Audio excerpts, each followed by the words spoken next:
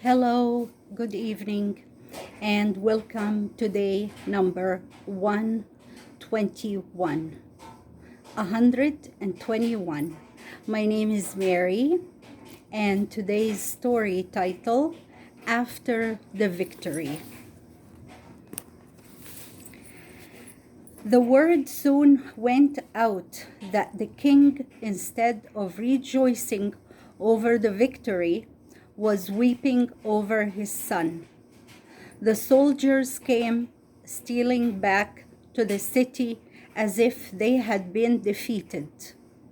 Everyone felt sorry for the king, who sat in the room over the gate with his face covered, crying out, "Oh, Absalom, my son, my son, my son, Absalom." But Joab saw that such great sorrow was not good for his cause. He came to David and said to him, "You have put to shame this day all who fought for you and saved your life. You have shown that you love those who hate you and that you hate those who love you. You have said by your actions that those who have been true to you are nothing to you. Get up and act like a man, and show regard for those who have fought for you. I swear to you, in the name of the Lord, that unless you do this, not a man will stay on your side." Then David rose up, washed away his tears, put on his robes, and took his seat in the gate as a king. After this, he returned to the river Jordan, and there all the people met him to bring him back to his throne in Jerusalem.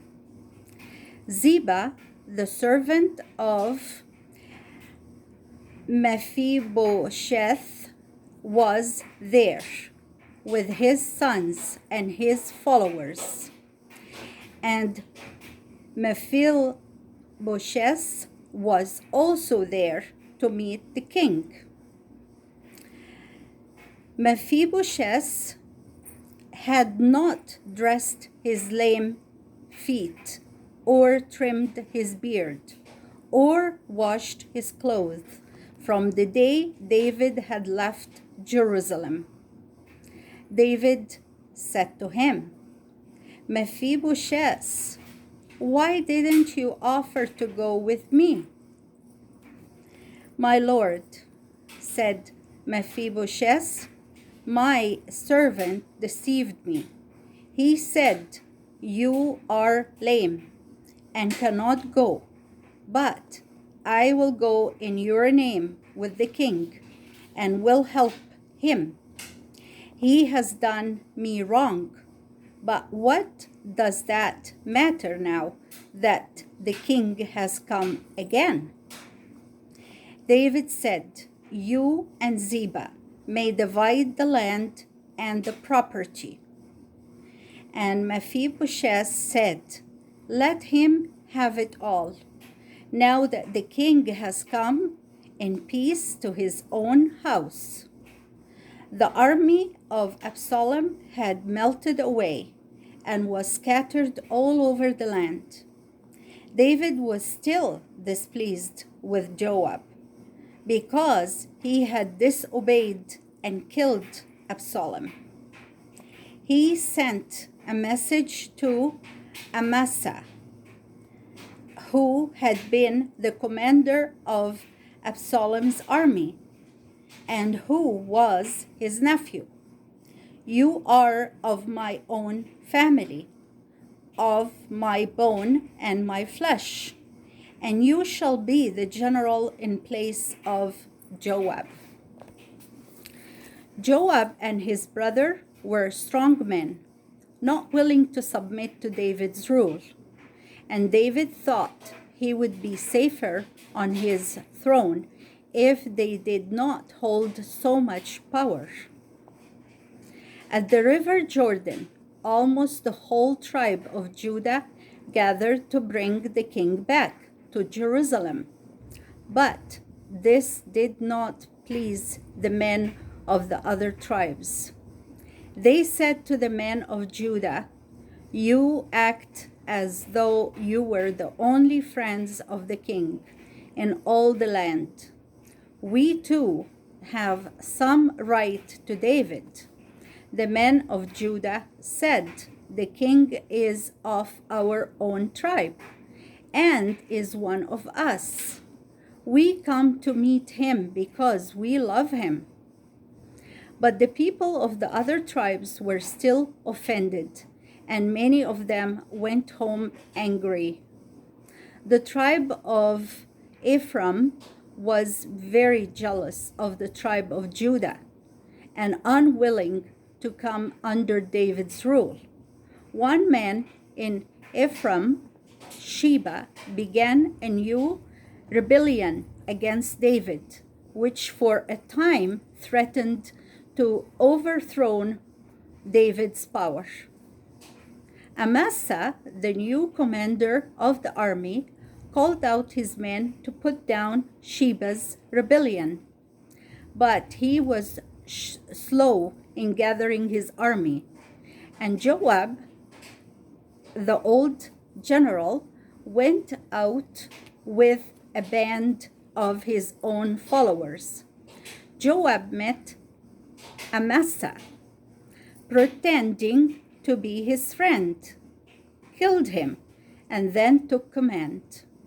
He shut up Sheba in a city far in the north, and finally had him killed. So at least every enemy was put down, and David sat again in peace on his throne. But Joab, whom David feared and hated because of many evil deeds he had done, was still the commander of the army and held great power. Joab was faithful to David, and without Joab's courage and skill, David might have failed in some of his wars, especially the war against Absalom's followers. But Joab was cruel and wicked and was so strong that David could not control him. David felt he was not fully the king while Joab lived. But few people knew how David felt toward Joab.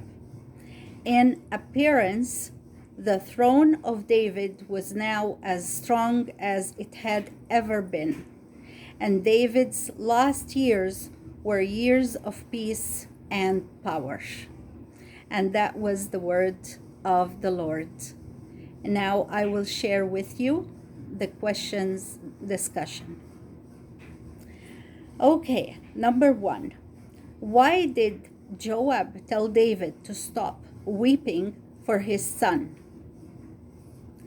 Why did Joab tell David to stop weeping for his son? Number 2. What kind of man was Mephibosheth? How do you know? What kind of man was Mephibosheth? How do you know? Number 3. Why was David angry with Joab? Why was David angry with Joab? Number 4. What kind of man was Joab? What kind of man was Joab? And the second part to it, do you think David was right not to trust him? Do you think David was right not to trust him? And that was the end of our discussion questions. How time flies. Thank you again for attending and listening. May God bless us all. Till next time. Bye for now.